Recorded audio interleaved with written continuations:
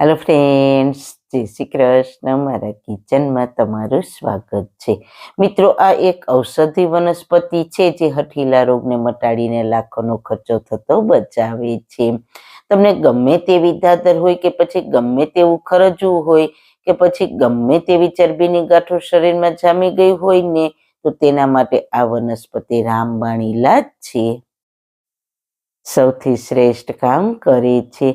આ વનસ્પતિ એટલી દાદર માટે ફાયદાકારક છે તેટલી મેં હજુ કોઈ જોઈ નથી. તે સિવાય જો તમને માથામાં કોઈ ગુમડા થયા હોય તો તેના માટે પણ ખૂબ ખૂબ જ ફાયદાકારક છે. આ વનસ્પતિ સ્કિનના કોઈ પણ રોગો માટે અદ્ભુત કામ કરે છે. તો વિડીયોને સ્કીપ કર્યા વગર જોજો. તેને કઈ રીતના દાદર પર લગાવવી અને તેનું ફટાફટ રિઝલ્ટ કઈ રીતના મળે તેની સંપૂર્ણ માહિતી આ વિડીયોમાં તમને આપીશ. તો ચલો વિડીયો સ્ટાર્ટ કરીએ.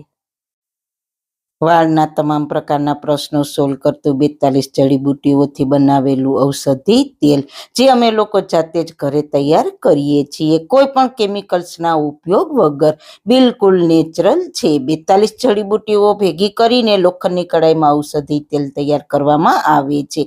જો તમારે ખરીદવું હોય તો તેના ઓર્ડર અમે લઈએ છીએ. ઓર્ડર કન્ફર્મ કરવા માટે વોટ્સએપ નંબર સ્ક્રીન પર જોઈ શકો છો. જો તમારે આ તેલનો પૂરો વિડીયો જોવો હોય તો તમને આ ચેનલ પર મળી જશે અને ડિસ્ક્રિપ્શન બોક્સમાં લિંક પણ મૂકેલી છે. સૌથી પહેલા તો મિત્રો, આ વનસ્પતિને ગુજરાતીમાં કુવાડિયો કહે છે અને સંસ્કૃતમાં આને ચક્રમર્દ કહે છે. આ છોડ ચોમાસામાં થાય છે, પણ અત્યારે હજુ આ છોડ હોય છે. આ છોડ તમને રોડની બંને બાજુ જોવા મળશે. અત્યારે હજુ તમને આ છોડ બધી જગ્યાએથી મળી જશે, કારણ કે હજુ હમણાં ચોમાસું ગયું છે, એટલે ખેતરના શેઢા પર પણ મળી જશે. આ કુવાડિયાના પાન અને તેમાં આ રીતના શીંગો આવે છે. તો પહેલા આપણે આની ડાળીઓને કાપી લઈશું અને તેમાં આ રીતના પીળા કલરના ફૂલ પણ હોય છે. તો આ રીતના મેં કુવાડિયાની ડાળીઓને કાપી લીધી છે. હવે તેને આપણે પહેલા તો 3-4 પાણીથી સારી રીતના ધોઈ લેવાની છે, કારણ કે તેના પર માટી કચરો ખૂબ જ ચોટેલા હોય છે. સારી રીતના ધોવાઈ જાય પછી તેના પાન અને શીંગોને અલગ કરી લઈએ. આ જ રીતના બધા જ પાનને અને શીંગોને તોડીને અલગ કરી લઈશું. પછી આ પાનને આપણે કોટનના કપડા પર છૂટા છૂટા પાથરી દઈશું, એટલે તે 2-3 દિવસમાં સુકાઈ જશે. આને તમે ઘરમાં સુકવશો તો પણ સુકાઈ જશે. 3 દિવસ પછી તમે જુઓ, કુવાડિયાના પાન સારી રીતના સુકાઈ ગયા છે અને શીંગો પણ તેની સુકાઈ ગઈ છે. તમને તેની શીંગો ફોલીને બી બતાવું. આ મેથી દાણા જેવા જ આના બી છે. તો હવે આ પાન અને શીંગો બંનેને સાથે મિક્સર જારમાં પાવડર તૈયાર કરી લઈએ.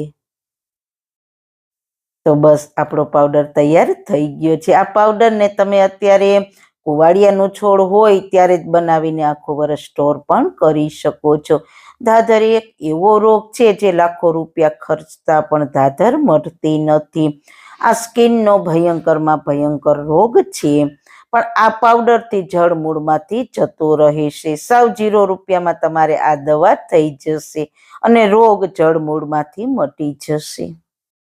તો આ પાવડરને કઈ રીતના લગાવવો તે હું તમને બતાવી દઉં. તો તેના માટે આપણે 1 વાટકીમાં 2 ચમચી પાવડર લઈશું.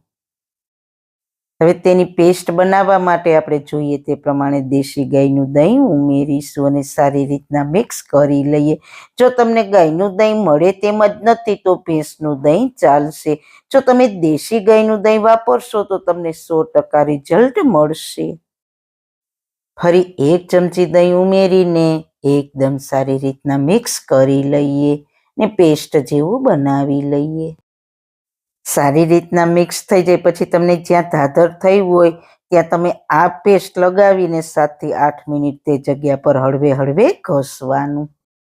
7 થી 8 મિનિટ હળવે હળવે ઘસાઈ જાય પછી તેને 10 મિનિટ જેવું રહેવા દેવાનું, એટલે કે સુકાવા દેવાનું. ત્યારબાદ તેને ચોખ્ખા પાણીથી સાફ કરી લેવાનું. જો તમે આ રીતના 8 થી 10 દિવસ રેગ્યુલર કરશો આ દવાનો ઉપયોગ તો તમને 100% રિઝલ્ટ મળશે. ધાધર તમને તમારી સ્કિન પર જોવા પણ નહીં મળે. ધાધરની તમે ગમે તેટલી દવા કરશો તો પણ મટશે જ નહીં, પણ તમે આ ઘરગથ્થુ ઉપાય જરૂર કરજો, તમને 100% મટી જશે. કુવાડિયાના પાન અને તેના બી બંને ખૂબ જ સ્કિન માટે ઉપયોગી છે. સ્કિનનો ગમે તેવો હઠીલો રોગ હશે તે આ પાવડરથી જળમૂળમાંથી જતો રહેશે.